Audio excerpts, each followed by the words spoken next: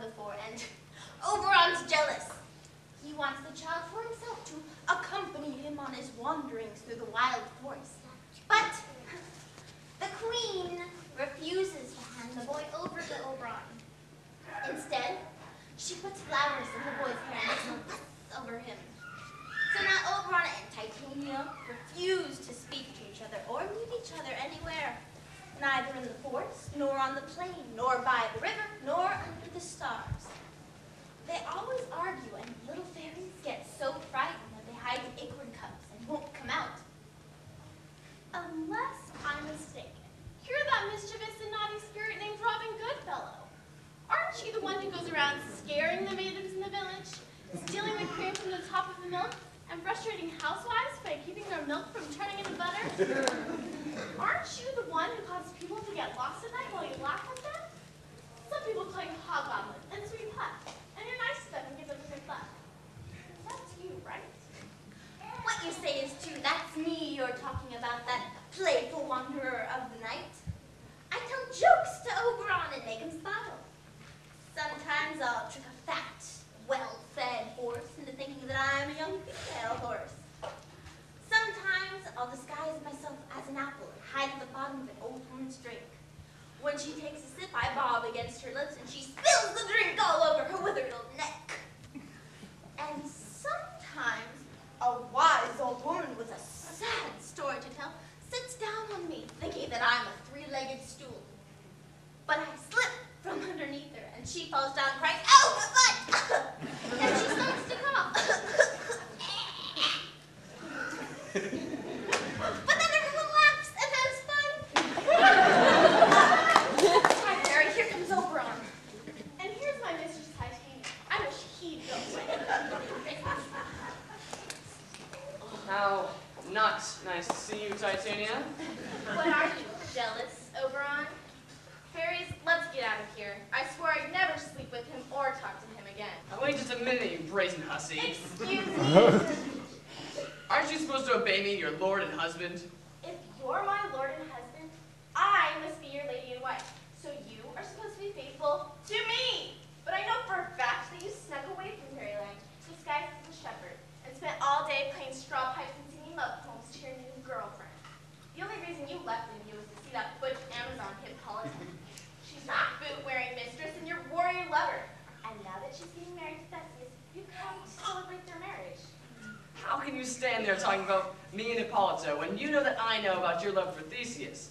Weren't you the one who made him desert Perigona in the middle of the desert? Yeah, and you made him cheat on all his other girlfriends, too. These are nothing but jealous lies. Since the beginning of Midsummer, my fairies and I haven't been able to meet anywhere to do our dances in the wind without being disrupted by you and your arguments. We haven't been able to meet on a hill or in a valley, near the forest or a meadow, near a pebbly fountain or a rushing stream, or on the beach by the ocean without you disturbing us. And because you interrupt us so that we can't dance for them, the winds that make frogs rise up out of the seas and fall down onto the river so that the rivers flood, just to get revenge.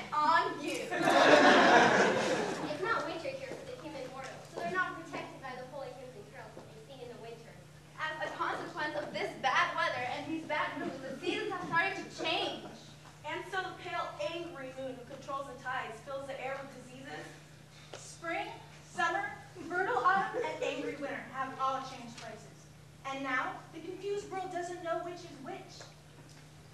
This is all because of our argument. We are responsible for this. So get over it. I won't give this child up for all of fairyland. His mother was one of my worshipers, but since she was mortal, she died giving birth to that boy. And for her sake, I am raising him, and I will not give him up. All right, all right. How long do you plan to stay in this forest? Maybe until after he sees this wedding day. If you behave yourself and join us in our circle dance and midnight celebrations, then you can come with us. If not, leave me alone, and I'll stay away from your church.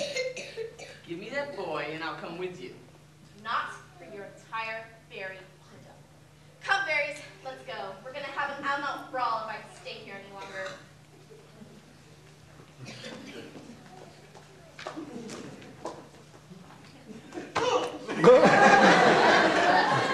Fine, go on your way then. You won't leave this grove till I've caged out these insults. Hi. Remember that time I was sitting on a cliff and I heard a mermaid sitting on a dolphin's back, singing such a sweet and harmonious melody, it made the stars fall from the sky in order to hear her better? Yes, I remember. That same night, I saw Cupid flying from moon to earth with all his arrows ready. He took aim at a beautiful young virgin sitting on a western throne. But he missed, and I saw where Cupid's arrow fell. It fell on a little western flower, once white as milk, but now turned purple by being wounded by the arrow of love. Bringing this flower, I showed it to you once. If its juice is on someone's eyes, it'll make that person fall in love with the next living creature he or she sees. Bring me this one. I could go around the world in 40 minutes.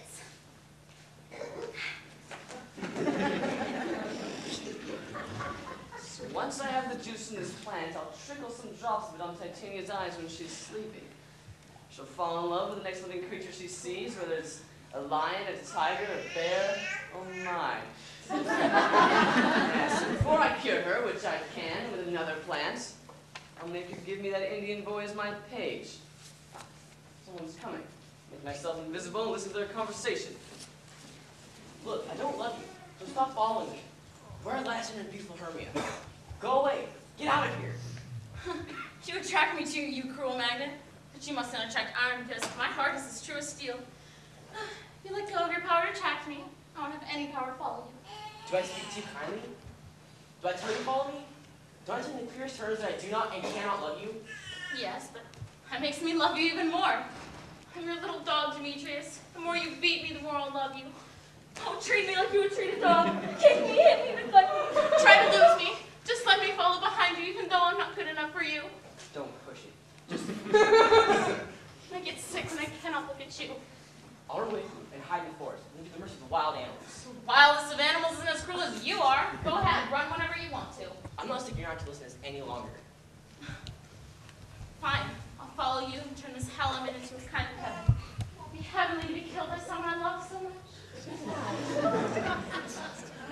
Goodbye, nymph. Before you leave this part of the forest, you'll change places. You'll be running away, he'll be chasing after you. Did you get the flower? Yes, here it is. Give it to me.